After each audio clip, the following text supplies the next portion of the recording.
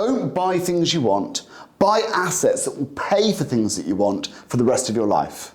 Hello guys and welcome to another video. My name's Mark, I'm an entrepreneur and property investor and I've got about £3.5 million worth of property. But on top of that, I've got 6 figures in index funds. And what I want to talk to you today is all about how to earn an average salary, completely tax-free and passive, using index funds. And I've got some exciting news to share with you as well. We're going to be bringing back the subscriber dividend portfolio, which means every month I'm going to be giving you guys, everybody who's subscribed, and to be honest, watching this video, about half of you have subscribed and you haven't already, please give it a subscribe, and there's a financial reason to do so now. Subscribe, like this video, it helps me out with the algorithm, but I'm going to be giving my subscribers every month the income that comes from that portfolio. So I put £2.5 grand in already, I'm going to be putting a monthly amount into there, probably £1,000 a month to start with, just so it starts to grow, and then we're going to be every month give that to our subscribers.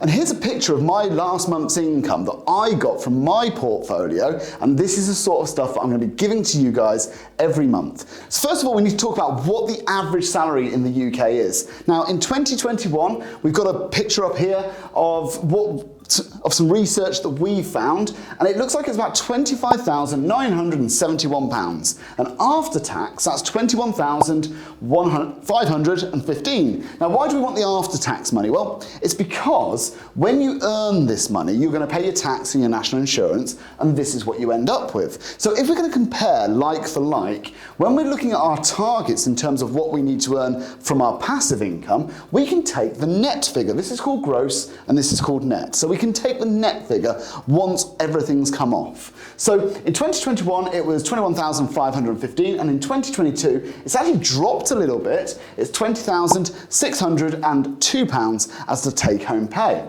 Now, what we're going to use as our example is the 2022 figure, and we're going to do that as a monthly figure, which is £1,716. And I'm sure everybody watching this video, no matter where you are on the wealth scale, would love to have nearly another £2 grand a month coming in completely tax-free. And today, we're going to show you how you can do it. So first of all, what is the tax-free way of getting this income into your bank account? Now, the first thing I want to talk about is your ISA. So your ISA is your individual savings allowance. So every year, every UK taxpayer has a £20,000 tax-free savings allowance. That means you can put £20,000 into an account where over your entire lifetime, any income from there will not be taxed, and any growth in there will not be taxed. So it's a fantastic thing for you to take advantage of. Me and my wife, we try to take advantage of that every year. So we're trying to invest £40,000 into this growth and income generating asset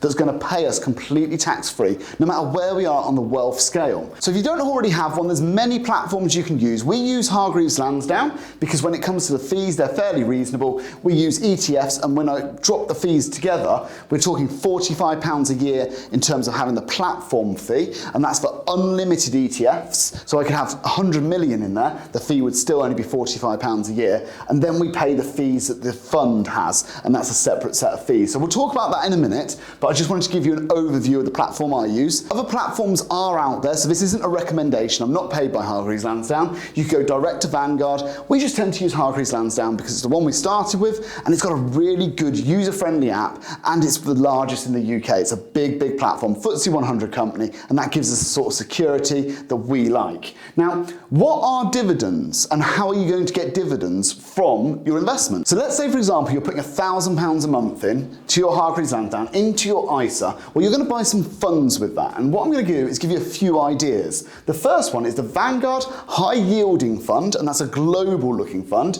and its ticker is VHYL. And that dividends out at 4.46%, and its fees are 0.29 per year. That's 0.29%. There's also VUKE, which is VUKE, which is FTSE 100 and gives you a basket of the 100 companies in the UK, the largest 100, and that is 4.23, and the fees on that are 0.09, and then there's VUSA, which is the S&P 500, and that's 1.5% at today's prices. Now, obviously, if the stock market goes up and the dividends stay the same, then the yield goes down. If the stock market goes down and the dividends stay the same, then the yield goes up. So right now you're looking at the stock market in the S&P 500, for example, being about 20% down, 20 to 25% down. So we go back about 6 months, the yield on VUSA was about 1.2%. The yield was a bit lower on the VHYL. I think the yield on that was about 3.9%. And it's only because we've had this correction in stock prices, the companies are still generating the money. So the money's still coming through. So the dividends are still being paid.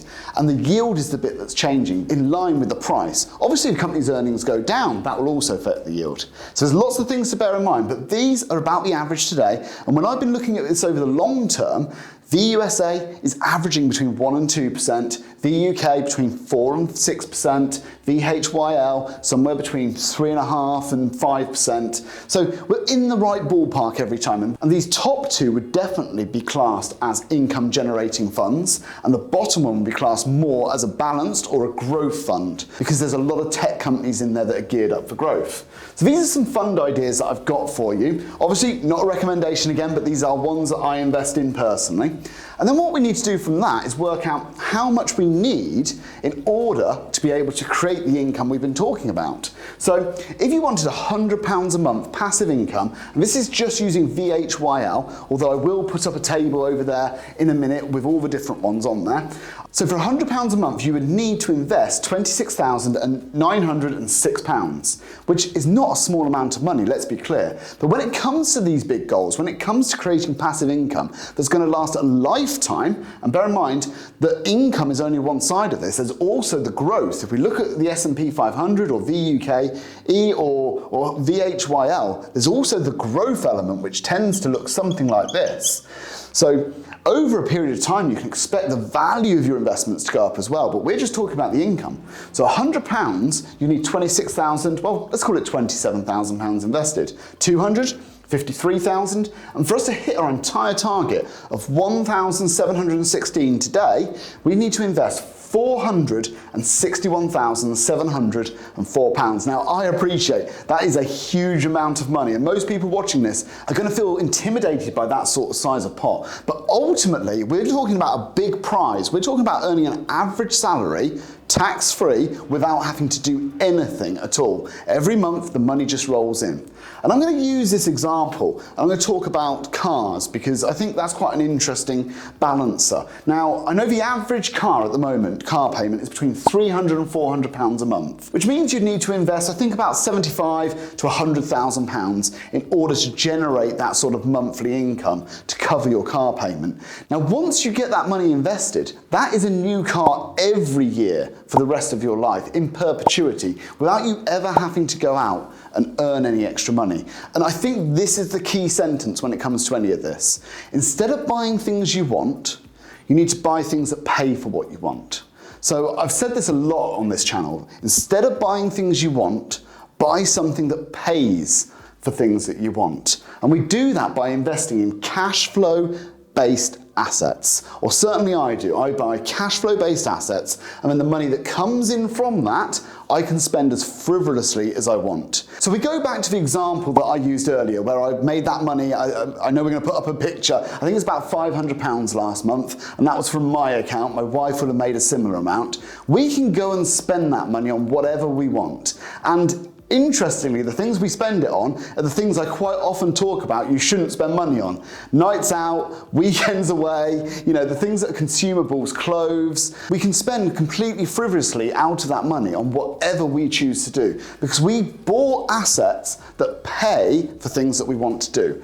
You take earned income and pay for those things. So guys, that's my biggest takeaway I want anyone to take from this is not only, there's some great ideas when it comes to what funds you could use, it's some great calculations in terms of how much you need. And I think a compound interest calculator is always a great addition to these sort of things. But if you can take away the ethos from instead of buying things you want, buy things that will pay for what you want in perpetuity for the rest of your life. Now guys, I've enjoyed putting this video together. I hope you have as well. Put your comments down below. Remember to subscribe. We're going to be paying you the dividends so you can actually see this happening in real time every month from, let's say, next month? From next month, I think, as soon as that. And we're going to put it into a random video. So please subscribe, give this video a big like, and I will see you on the next one. Cheers, guys.